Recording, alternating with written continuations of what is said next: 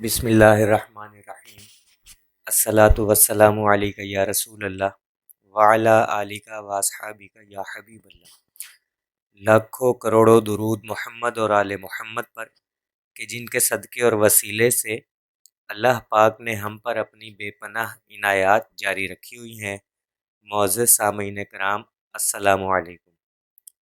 شعب الایمان حدیث نمبر 2528 کا مفہوم ہے کہ حضرت ابو ہریرہ رضی اللہ تعالیٰ عنہ سے روایت ہے کہ حضور نبی کریم صلی اللہ علیہ وآلہ وسلم نے ارشاد فرمایا کہ جو شخص فجر کی نماز کے فوراً بعد 12 مرتبہ سورۃ اخلاص پڑھے گا تو گویا اس نے 4 مرتبہ قرآن مجید مکمل کیا، اور اس دن اس کا یہ عمل اہل زمین سے افضل ہوگا جبکہ وہ تقوی کا پابند رہے۔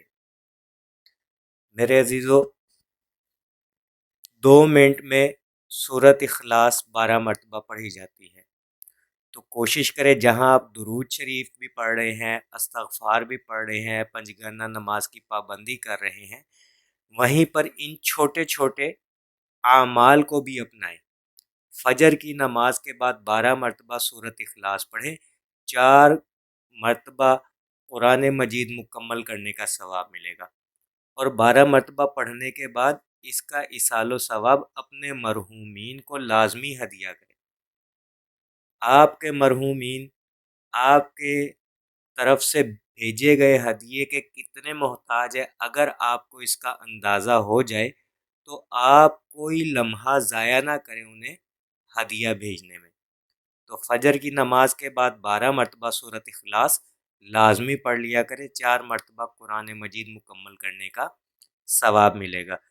اسی طرح تفسیر در منصور پیج نمبر 678، حضور نبی کریم صلی اللہ علیہ وآلہ وسلم نے ارشاد فرمایا، جس نے نماز فجر ادا کی اور کسی سے بات کیے بغیر سورۃ اخلاص کو 10 مرتبہ پڑھا تو اس دن اس سے کوئی گناہ سرزد نہیں ہوگا، شیطان جتنا مرضی چاہے زور لگا لے اس سے گناہ نہیں کروا سکتا۔ تو میرے عزیزو، 10 مرتبہ سورۃ اخلاص اس نیت سے بھی پڑھ لیا کرے کہ آج کے دن اللہ تعالی ہمیں ہر قسم کے گناہ سے محفوظ رکھے۔ یہ ایک بیش قیمتی نسخہ ہے ان احباب کے لیے جو کہتے ہیں کہ ہم بہت کوشش کی ہے لیکن ہم سے گناہ نہیں چھوٹ رہا، کسی بھی قسم کا ہو، چھوٹا گناہ ہو یا بڑا ہو یا کسی بھی قسم کا، 10 مرتبہ سورۃ اخلاص پڑھ لیا کرے، تمام دن گناہوں سے محفوظ رہیں گے۔ اور حضرت ابو درداء رضی اللہ تعالیٰ عنہ فرماتے ہیں کہ جس نے صبح کے وقت 7 مرتبہ اور شام کے وقت 7 مرتبہ یہ دعا پڑھی، حسبی اللہ لا الہ الا ہوا علیہ توکلت وہو رب العرش العظیم، تو جو شخص صبح کے وقت 7 مرتبہ اور شام کے وقت 7 مرتبہ اس دعا کو پڑھتا ہے، اللہ تعالیٰ اس کی ہر دعا کو قبول فرماتے ہیں، بے شک اس نے بے یقینی اور بے دھیانی میں ہی کیوں نہ پڑھا ہو۔ بے یقینی پتہ ہے کسے کہتے ہیں؟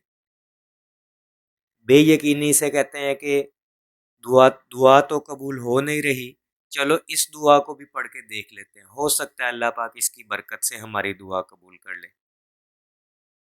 اسے کہتے ہیں بے یقینی، یعنی یقین ہی نہ ہو دعا کے قبول ہونے کا۔ تو حدیث پاک کا مفہوم ہے کہ جو بے یقینی کے ساتھ بھی پڑھ لے گا نا، اس کی بھی دعا قبول ہوگی۔ ابو داؤد میں یہ حدیث درج ہے اور حدیث نمبر ہے 5081۔ تو میرے عزیزو، یہ چھوٹے چھوٹے اعمال اپنی زندگی میں لے کر آئیں، آپ کی نیکیوں میں اضافہ ہوگا، اور پڑھنے کے بعد اپنے مرحومین کو اور امت مسلمہ کو لازمی ہدیہ کیا کریں۔ دعا گو ہوں کہ اللہ پاک ہم سب کو ان چھوٹے چھوٹے اعمال پر عمل کرنے کی توفیق عطا فرمائے اور ان کو پھیلانے کی بھی توفیق عطا فرمائے، کیونکہ اچھی بات بتانا بھی صدقہ جاریہ میں شامل ہے۔ السلام علیکم۔